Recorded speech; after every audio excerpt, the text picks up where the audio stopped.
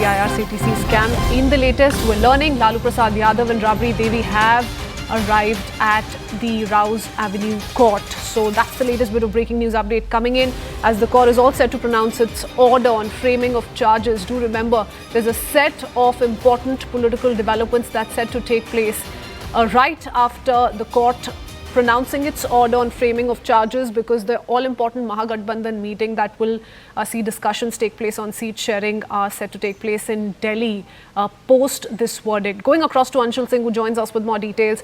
Anshul, we're learning how Lalu Prasad Yadav and Rabri Devi have entered the court premises. What more are we learning in the latest? So yes, just in the next few minutes, the court will resume its proceedings, and today the framing of charges will be done. Remember, this is just the charges that would be framed, and then the court will ask the accused in this entire matter, that is both Lalu Yadav and Rabri Devi, if at all they want to plead guilty of the charges that have been framed, or they want to go for trial. And if at all they choose to go for trial, then the trial on the charges that will be framed today will be taken up by the court. Remember, these allegations are very, very serious in nature, and the time frame of these allegations is between 2004 to 2009, when Lalu Yadav was the then railway minister. And the basic allegation that has been put forth from the side of the Central Bureau of Investigation in this entire matter is that two hotels that belong to the railway, the BNR hotel in Ranchi and the BNR hotel in Puri. For this maintenance of these hotels, a contract was given to Sujata Group of companies, and in return of these contracts, prime land was taken by a company that was owned, that had connections with the Yadav family, and hence quid pro quo was something that is being established by the CBI at this point in time. It remains to be seen what are the charges that will be framed against them by the Rouse Avenue Court today, and once the charges are framed, it remains to be seen how will the accused plead in this entire matter.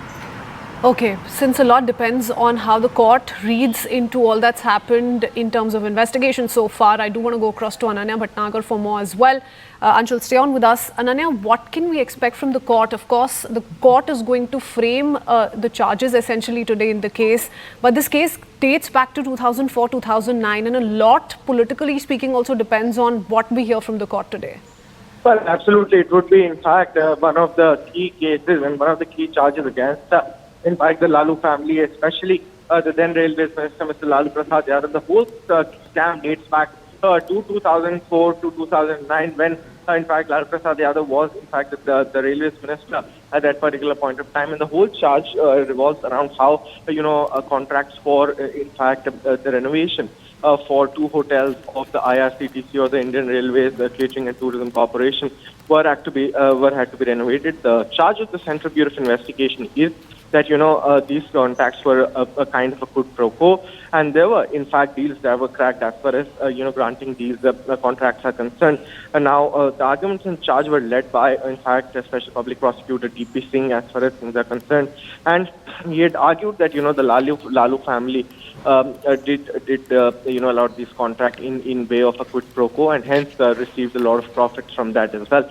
How would that play up with the court is something that we'll have to wait and watch for. However, Lalu's counsels have always, maintained before the court of law that the contracts were granted by way of fairness, and hence that these tenders were something that were legible and were legally tenable as well.